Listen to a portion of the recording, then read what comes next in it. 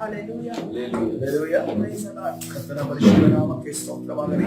Stay in the presence of God. ದೇವರ ಸನ್ನಿಧ ಆಶೀರ್ವದಿಸಲ್ಪಟ್ಟ ದಿನದಲ್ಲಿ ನಾವು ಸೇರಿ ಬಂದಿದ್ದೇವೆ. Open your Bibles to 2 Kings chapter 4 verse number 1. ಈ ಸಮಯ 2 ಅರಸುಗಳ ಪುಸ್ತಕ 4ನೇ ಅಧ್ಯಾಯ 1ನೇ ವಚನಕ್ಕೆ ನಮ್ಮ ಸತ್ಯವೇದವನ್ನು ತಿರುಗಿಸೋಣ. On Thursday, I believe we were looking into the same word.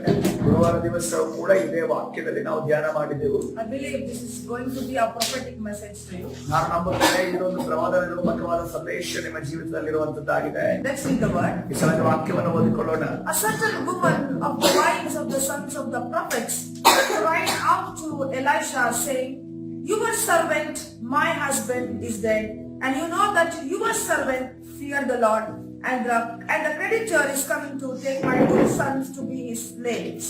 ಒಂದು ದಿವಸ ಪ್ರವಾದಿ ಮಂಡಳಿಯವನೊಬ್ಬನ ಹೆಂಡತಿಯು ಎಲೀಷನ ಹತ್ತಿರ ಬಂದು ಅವನಿಗೆ, ನಿನ್ನ ಸೇವಕನಾದ ನನ್ನ ಗಂಡನು ಮರಣ ಹೊಂದಿದನು, ಅವನು ಯೆಹೋವನಲ್ಲಿ ಭಯಭಕ್ತಿ ಉಳ್ಳವನಾಗಿದ್ದಾನೆಂಬುದು ನಿನಗೆ ಗೊತ್ತುಂಟಲ್ಲ. ಸಾಲ ಕೊಟ್ಟವನು ನನ್ನ 2 ಮಕ್ಕಳನ್ನು ದಾಸರನ್ನಾಗಿ ತೆಗೆದುಕೊಂಡು ಹೋಗುವುದಕ್ಕೆ ಬಂದಿದ್ದಾನೆ ಎಂದು ಮೊರೆಯಿಟ್ಟನು. Hallelujah. So this is the word of the ಇದು Lord. ದೇವರ ವಾಕ್ಯವಾಗಿದೆ. Now see, the Bible says, ಸತ್ಯವೇದ ಈ ರೀತಿಯಲ್ಲಿ ಹೇಳ್ತಾ ಇದೆ, this man, the husband, he left his wife and children in debt. ಈ ಮನುಷ್ಯ ಆತನ ಹೆಂಡತಿ ಮತ್ತು ಮಕ್ಕಳನ್ನ ಸಾಲದಲ್ಲಿ ಬಿಟ್ಟು ಹೋಗಿದ್ದಾನೆ. But what does the Bible says about a good man? ಈ ಒಬ್ಬ ಸತ್ಯವಂತ ಅಥವಾ ಸದರ್ಭ ಉಳ್ಳಂತ ಮನುಷ್ಯರು, ಒಳ್ಳೆ ಮನುಷ್ಯರ ಬಗ್ಗೆ ಸತ್ಯವೇದ ಏನನ್ನ ಹೇಳ್ತಾ If ಇದೆ? you read Proverbs chapter 13 verse number 22, ಜ್ಞಾನೋಕ್ತಿ 13ನೇ ಅಧ್ಯಾಯ 22ನೇ ವಚನವನ್ನು ನೋಡುವುದಾದರೆ, look what the scripture says about a good man. ಒಳ್ಳೆಯ ಮನುಷ್ಯನ ಬಗ್ಗೆ ಸತ್ಯವೇದ ಏನನ್ನ ಹೇಳ್ತಿದೆ ಅನ್ನೋದನ್ನ ಗಮನಿಸಿರಿ. A good man leaves an inheritance to his children's children. ಒಳ್ಳೆಯವನ ಆಸ್ತಿ ಸಂತತಿಯವರಿಗೆ ಬಾಧ್ಯ ಎಂದು ನಾವು ನೋಡ್ತಾ ಇದ್ದೇವೆ. Hallelujah. See, the scripture says, ದೇವರ ವಾಕ್ಯ ಈ ರೀತಿಯಲ್ಲಿ ಹೇಳ್ತಾ ಇದೆ, if a man is a good man, if he's a righteous man, ಒಬ್ಬ ಮನುಷ್ಯ ಒಳ್ಳೆ ಮನುಷ್ಯನು ಅಥವಾ ನೀತಿವಂತ ಮನುಷ್ಯನಾಗಿರುವುದಾದರೆ, he leaves not the family in debts but an inheritance. ಅವನು ತನ್ನ ಕುಟುಂಬವನ್ನ ಸಾಲದಲ್ಲಿ ಬಿಟ್ಟು ಹೋಗೋದಿಲ್ಲ, ಅವನು ತನ್ನ ಕುಟುಂಬವನ್ನ ಸ್ವಾಸ್ಥ್ಯವನ್ನು ಕೊಟ್ಟು ಹೋಗುತ್ತಾನೆ. Hallelujah. Hallelujah. So I prophesy this Proverbs 13 verse number 22 will be you and me in the name of Jesus. ನಾನು ಪ್ರವಾದನೆಯನ್ನು ನುಡಿದ್ದೇನೆ. ಇವತ್ತಿನ ದಿನಮಾನದಲ್ಲಿ ನಾವು ನೀವು ಈ ಒಂದು ವಾಕ್ಯದ ರೀತಿಯಲ್ಲಿರುವಂತ ವ್ಯಕ್ತಿಗಳಾಗುತ್ತೇವೆ. Hallelujah. So you and I are going to be blessings to the generations to come. ನಾನು ಮತ್ತು ನಾವು ಇನ್ನು ನಮ್ಮ ತಲೆಮಾರುಗಳಿಗೆ, ಮುಂದೆ ಬರುವಂತ ತಲೆಮಾರುಗಳಿಗೆ ಆಶೀರ್ವಾದ ನಿಧಿಯಾಗಿರಬೇಕು. See, some fathers, they were debtors when they were living on this earth. ತಂದೆಗಳು ಅವರು ಈ ಲೋಕದಲ್ಲಿ ಜೀವಿಸುವಂತ ಸಂದರ್ಭದಲ್ಲಿ ಸಾಲಗಾರರಾಗಿರುತ್ತಾರೆ. See, after death, they also left the children in debt. ಸತ್ತ ನಂತರ ಅವರು ತಮ್ಮ ಮಕ್ಕಳನ್ನು ಸಾಲದಲ್ಲಿ ಬಿಟ್ಟು ಹೋಗುತ್ತಾರೆ. Now the son is also a debtor. ಈಗ ಮಗನು ಕೂಡ ಸಾಲಗಾರನಾಗಿ ನಿಂತಿದ್ದಾನೆ. See, now what has happened with you must not happen with your children. ನಿಮ್ಮ ಜೀವಿತದಲ್ಲಿ ಏನು ನಡೆಯಿತೋ ನಿಮ್ಮ ಮಕ್ಕಳ ಜೀವಿತದಲ್ಲಿ ಅದು ಎಂದೂ ನಡೆಯಬಾರದು. For that you must come out of debt. ಅದಕ್ಕೋಸ್ಕರವಾಗಿ ನೀವು ಸಾಲದಿಂದ ಹೊರಗಡೆ ಬರಬೇಕು. And God will do this for his children. ದೇವರು ತನ್ನ ಮಕ್ಕಳಿಗೋಸ್ಕರ ಇದನ್ನು ಮಾಡುವಾತನಾಗಿದ್ದಾನೆ. Hallelujah. Come on, if you are that person, lift your hand and say, Lord, in the name of Jesus, I will come out of all the debts in my life. ಸಭೆಯ ಒಂದು ವೇಳೆ ಆ ಮನುಷ್ಯರು ನೀವಾಗಿರುವುದಾದರೆ ಕರಗಳನ್ನೆತ್ತಿ ಹೇಳ್ರಿ, ಆ ಒಂದು ಎಲ್ಲಾ ಸಾಲಗಳಿಂದ ಕರ್ತನು ನನ್ನನ್ನು ಹೊರಗಡೆ ತರುತ್ತಾನೆ. Hallelujah. Praise the Lord. ನನ್ನ ಪರಿಶುದ್ಧ ನಾಮಕ್ಕೆ ಸ್ತೋತ್ರ. 2 Kings chapter 4 verse number 2. 2ನೇ ಅರಸುಗಳ ಪುಸ್ತಕ 4ನೇ ಅಧ್ಯಾಯ 2ನೇ ವಚನ. See what the prophet said to the widow. ಅಲ್ಲಿ ಪ್ರವಾದಿಯು ಆಕೆ ಏನನ್ನು ಹೇಳುತ್ತಿದ್ದಾನೆ? What shall I do for you? Tell me, what do you have in the house? And she said, your maid servant has nothing in the house but a jar of oil. ಎಲೀಷನು ಆಕೆಗೆ, ನಾನು ನಿನಗೇನು ಮಾಡಬೇಕೆನ್ನುತ್ತಿ, ನಿನ್ನ ಮನೆಯಲ್ಲಿ ಏನಿರುತ್ತದೆ ಹೇಳು ಅಂದನು. ಅದಕ್ಕೆ ಆಕೆಯು, ನಿನ್ನ ದಾಸಿಯ ಮನೆಯಲ್ಲಿ ಒಂದು ಮೊಗೆ ಎಣ್ಣೆ ಹೊರತಾಗಿ ಏನೂ ಇಲ್ಲ ಎಂದು ಉತ್ತರ ಕೊಟ್ಟಳು. See, this widow answered rather very strangely. She says, I have nothing, but I have something. ವಿಧವೆ ಹೇಳ್ತಾ ಇದ್ದಾರೆ, ನನ್ನ ಬಳಿ ಏನೂ ಇಲ್ಲ, ಆದರೂ ಏನೋ ಒಂದು ಇದೆ ಅನ್ನೋದನ್ನು See, ಹೇಳ್ತಾರೆ. God will always use that something that has already been given unto you. ದೇವರು ನಿಮಗೆ ಕೊಟ್ಟಿರುವಂತಹ ಆ ಸ್ವಲ್ಪದಲ್ಲಿಯೇ, ಆ ಅಲ್ಪವಾದ ವಿಚಾರದಲ್ಲೇ ಕರ್ತನು ಅದ್ಭುತವನ್ನ ಮಾಡುವಂತ. See, God is asking Moses, ದೇವರು ಮೋಶೆಗೆ ಹೇಳ್ತಿದ್ದಾನೆ, Moses, what do you have that's in your hand? ಮೋಶೆ ನಿನ್ನ ಕೈಯಲ್ಲಿರುವುದು ಆ ವಸ್ತು ಏನಾಗಿದೆ? What was Moses having in his his ಮೋಶೆ hand. ಕೈಯಲ್ಲಿ ಏನಿತ್ತು? Some insignificant looking rod, a dead rod in his hand. ಗುರುತು ಇಲ್ಲದಂತ ಯಾವುದೇ ಜೀವ ಇಲ್ಲದಂತ ಕೋಲನ್ನ ಆತನ ಕೈಯಲ್ಲಿ ಹಿಡಿದುಕೊಂಡಿದ್ದ. God used that dead rod to deliver the nation. ದೇವರು ಆ ಸಂಬಂಧ ಕೋಲನ್ನೇ ಆ ಒಂದು ದೇಶವನ್ನ ಜನಾಂಗವನ್ನ ಬಿಡುಗಡೆ ಮಾಡೋದಕ್ಕೆ ಉಪಯೋಗಿಸಿದರು. Hallelujah. Hallelujah. What made David so famous in Israel? ದಾವಿದನನ್ನ ಆತನ ದಿನಮಾನದಲ್ಲಿ ಪ್ರಸಿದ್ಧರನ್ನಾಗಿ ಮಾಡಿದ್ದು ಯಾವುದಾಗಿದೆ? If we speak about David in front of Sunday school children, what is so famous about David? ನಾವು ದಾವಿದನ ವಿಚಾರವಾಗಿ ಸಂಡೇ ಸ್ಕೂಲ್ ಮಕ್ಕಳ ಮುಂದೆ ನಾವು ಮಾತಾಡುತ್ತೇವೆ ಅಂದ್ರೆ ಅದರ ಅವರ ಆತನ ವಿಚಾರವಾಗಿ ನಾವು ಮಾತನಾಡುವ ಪ್ರಸಿದ್ಧ ವಸ್ತುಗಳು ಯಾವುದಾಗಿದ್ದಾವೆ? They talk about the slingshot and few stones. ನಾವು ಕವಡೆ ಮತ್ತು ಅದೇ ರೀತಿಯಲ್ಲಿ ಕೆಲವು ನುಣುಪಾದ ಕಲ್ಲುಗಳ ವಿಚಾರ ಮಾತಾಡ್ತೇವೆ. God used a slingshot and few stones to make David famous in Israel. ದೇವರು ಕವಣೆಯನ್ನ ಮತ್ತು ಕೇವಲ ಕಲ್ಲುಗಳನ್ನು ಉಪಯೋಗಿಸಿ ಆತನ ಆ ದಿನಮಾನದಲ್ಲಿ ದಾವಿದರನ್ನ ಪ್ರಸಿದ್ಧತೆಗೆ ತಂದನು. Church today, God is asking, what do you have that something in you, you will come out of the dead. ಸಭೆ, ನೀವು ಸಾಲದಿಂದ ಹೊರಗಡೆ ಬರುವುದಕ್ಕೋಸ್ಕರವಾಗಿ ನಿಮ್ಮಲ್ಲಿರುವ ಆ ಸ್ವಲ್ಪವಾದ ವಿಚಾರ ವಸ್ತು ಅದು ಏನಾಗಿದೆ ಎಂಬುದನ್ನು ಕಂಡುಕೊಳ್ಳಿ. To feed more than 5,000 people, Jesus used 5 loaves of bread and 2 fishes. 5,000 ಜನರಿಗೆ ಊಟವನ್ನ ಬಡಿಸುವುದಕ್ಕೋಸ್ಕರವಾಗಿ ಅದನ್ನು 5 ರೊಟ್ಟಿ 2 ಮೀನು ಅಷ್ಟನ್ನೇ ಅದನ್ನು ಉಪಯೋಗಿಸಿದನೆಂದು ನಾವು Today many people, they are thinking, I don't have anything, how shall I come out of this debt? ಇವತ್ತಿನ ದಿವಸ ನೀವೆಲ್ಲರೂ ಆಲೋಚನೆ ಮಾಡ್ತೀವಿ, ನನ್ನ ಬಳಿ ಏನೂ ಇಲ್ಲ, ನಾನು ಹೇಗೆ ಈ ಸಾಲದಿಂದ ಹೊರಗಡೆ ಬರಲಿ? But today my prayer to you is, God is going to show you that what you have in your life. ಆದ್ರೆ ಇವತ್ತಿನ ದಿವಸ ನನ್ನ ಪ್ರಾರ್ಥನೆ ನಿನ್ನ ಬಳಿ ಏನಿದೆಯೋ ಅದನ್ನ ದೇವರು ಕಣ್ಣಿನ ಮುಂದೆ ತರಲಿಕ್ಕಿದ್ದಾರೆ. It could be your talent. ಅದು ನಿಮ್ಮ talent ಆಗಿರಬಹುದು. It could be your gifting. ಅದು ನಿಮ್ಮ ವರದಾನಗಳಾಗಿರಬಹುದು. No matter how small it is. ಅದು ಯಾವುದೇ ಚಿಕ್ಕದೇ ಆಗಿರಬಹುದು. But the Lord is going to use it to bring you out of debt. ದೇವರು ಆ ಸಾಲದಿಂದ ನಿಮ್ಮನ್ನು ಹೊರಗಡೆ ತರುವುದಕ್ಕೆ ಅದನ್ನು ಉಪಯೋಗಿಸಲಿಕ್ಕಿದ್ದಾರೆ. Or receive this word as a prophecy upon your life. ನಿಮ್ಮ ಜೀವಿತದ ಮೇಲೆ ಪ್ರವಾದನೆಯಾಗಿ ಈ ಒಂದು ವಾಕ್ಯವನ್ನು ಸ್ವೀಕರಿಸಿಕೊಳ್ಳ್ರಿ. Now go to verse number 3 and 4. 3 ಮತ್ತು 4ನೇ ವಚನಕ್ಕೆ See, ಹೋಗೋಣ. then the prophet, he said, go borrow vessels from everywhere, from all your neighbors, but empty vessels. Do not gather just a few. And when you have come in, you shall shut the door behind you and your sons, and then you will pour it into all those vessels and set aside the full ones. ಆಗ ಎಲಿಷನು ಆಕೆಗೆ, ಹೋಗಿ ನಿನ್ನ ನೆರೆಯವರಿಂದ ಸಿಕ್ಕುವಷ್ಟು ಬರೀ ಪಾತ್ರೆಗಳನ್ನು ಕೇಳಿಕೊಂಡು ಬಾ.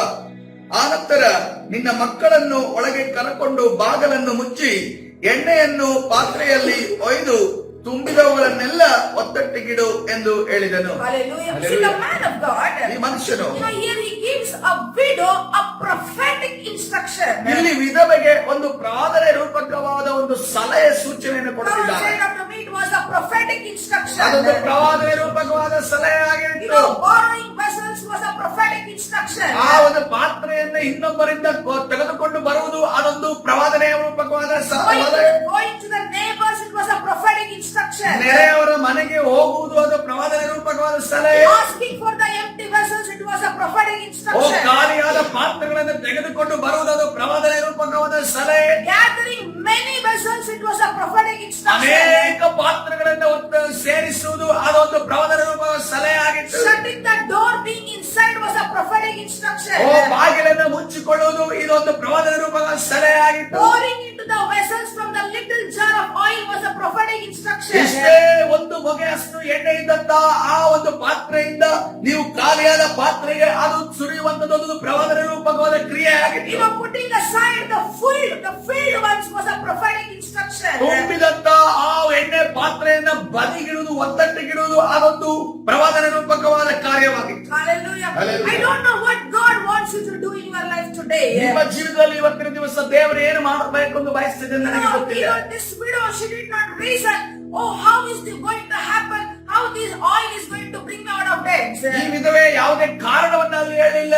ಈ ಎಣ್ಣೆ ಹೇಗೆ ಉಕ್ಕುತ್ತೆ, ಹೇಗೆ ತುಂಬಿಕೊಳ್ಳುತ್ತೆ, ಹೇಗೆ ನನ್ನ ಸಾಲಗಳು ತೀರುತ್ತವೆ ಅನ್ನೋದರ ಕಾರಣವನ್ನ ಅಲ್ಲಿ ಹೇಳಿಲ್ಲ. She simply believed the prophetic instruction. ಆಕೆ ಪ್ರವಾದನೆ ರೂಪಕವಾದ ಆ ಕಾರ್ಯವನ್ನ ಆ ಮಾತುಗಳನ್ನ ಆಕೆ ಕಣ್ಣು ಮುಚ್ಚಿ ಆಕೆ ನಂಬಿದಾಳೆ ಎಂದು ನಾವು ನೋಡ್ತೀವಿ. See, an instruction brings construction in our life. ಈ ಒಂದು ಸಲಹೆ ಸೂಚನೆಗಳು ನಮ್ಮ ಜೀವಿತದಲ್ಲಿ ನಮ್ಮ ಜೀವನವನ್ನ ಕಟ್ಟುವಂತದ್ದಾಗಿದೆ. But a lack of instruction from God brings destruction instruction in our life. ಯಾವಾಗ ದೇವರಿಂದ ಬರುವಂತ ಒಂದು ಸಲಹೆ ಸೂಚನೆಗಳು ನಾವು ಅದನ್ನು ತೆಗೆದುಕೊಳ್ಳುವುದಿರೋ ಅದು ನಾವನ್ನ ನಾಶನಕ್ಕೆ ಕರೆದುಕೊಂಡು So ಹೋಗುತ್ತದೆ. when you take the instruction from God, ದೇವರಿಂದ ಯಾವಾಗ ನೀವು ಸಲಹೆ ಸೂಚನೆಗಳನ್ನ ಪಡೆಯುತ್ತೀರೋ it will build your life, it will construct your family. ಅದು ನಿಮ್ಮ ಕುಟುಂಬವನ್ನ ನಿಮ್ಮ ಮನೆಯನ್ನ ಕಟ್ಟುವಂತದ್ದಾಗಿದೆ. But where there is a lack of instruction, ಎಲ್ಲಿ ನಿಮಗೆ ದೇವರಿಂದ ಸಲಹೆ ಸೂಚನೆಗಳು ಸಿಗೋದಿಲ್ಲವೋ, when you don't believe it, ನೀವು ಅದನ್ನು ಯಾವಾಗ ನಂಬೋದಿಲ್ಲವೋ, when you don't do it, ನೀವು ಅದನ್ನು ಯಾವಾಗ ಮಾಡೋದಿಲ್ಲವೋ, it's a destruction in your life. ನಿಮ್ಮ ಜೀವಿತದಲ್ಲಿ ಅದು